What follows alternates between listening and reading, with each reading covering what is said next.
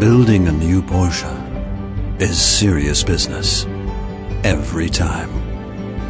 Everyone working on the project has a task, a goal. But not everyone is of the same opinion. So it does take a bit of self-assertiveness.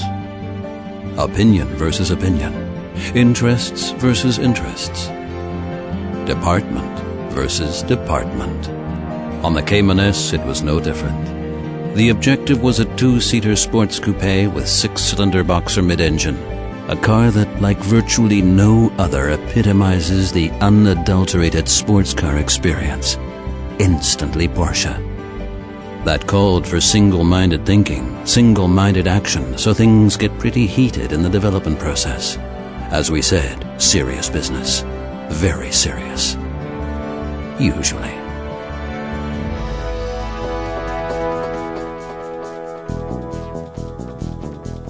So the designers went to work. They sketched, optimized, erased, sketched some more, and gradually inched their way towards the ideal image. Striking, powerful. A sports car sculpture with exciting coupe lines and an elongated tail featuring a large expanse of glass. But one man's ideal is by no means another man's ultimate solution, especially when judged by a different yardstick.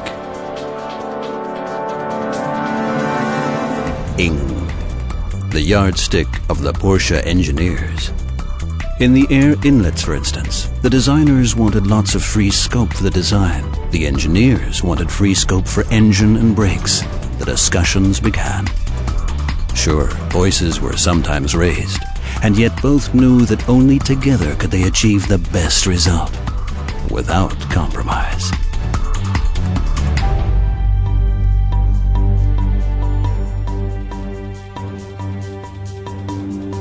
It was no different in engine development. A power plant developed especially for the Cayman S, 3.4 liters, 295 horsepower. Lightweight construction, which met with unanimous approval. But tempers flared on another topic, the exhaust system. The designers wanted the most coherent possible visuals around the dual pipe. The engineers vetoed heat generation. You can imagine how heated the debates got here. On other fronts, at least, there was consensus. The engine will be in the middle, period. Naturally, everyone wanted to exploit the full potential of the engine, and their own potential. At this point in time, satisfaction was not the issue, neither with oneself nor with the others.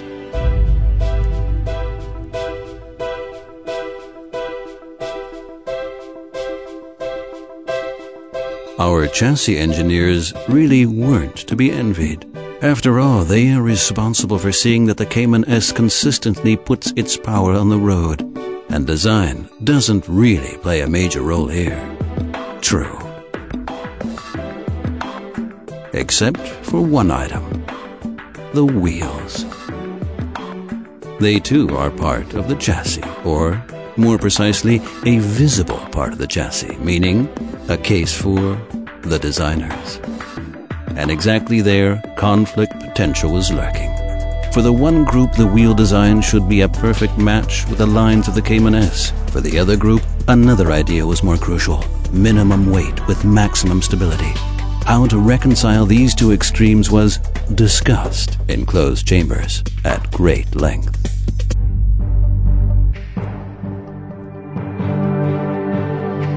When it came to safety too, there was no end to the rivalry.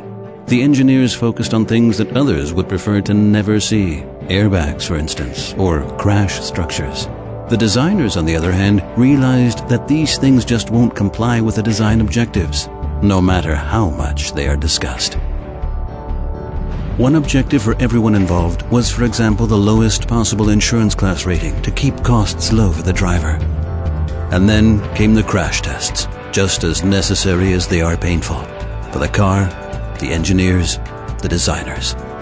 If the data then tell a clear story, all tests passed, one at least knows why one has gone through it all. Definitely not for the esteemed colleagues.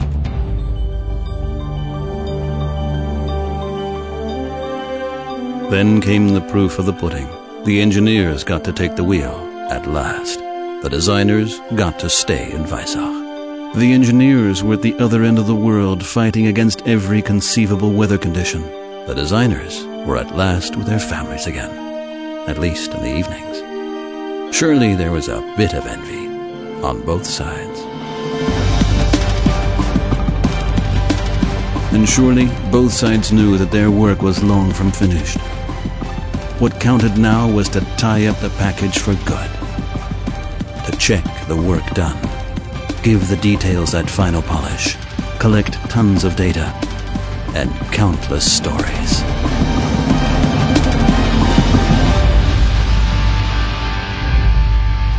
It's finished. The Cayman S. Uncompromising, absolutely authentic in every single respect. Everyone involved knows what he's put into it as a team player and for himself, because everyone also knows that only serious competition can inspire peak performance. And yet, if we hadn't had fun developing the Cayman S, we definitely would have built the wrong car. Seriously.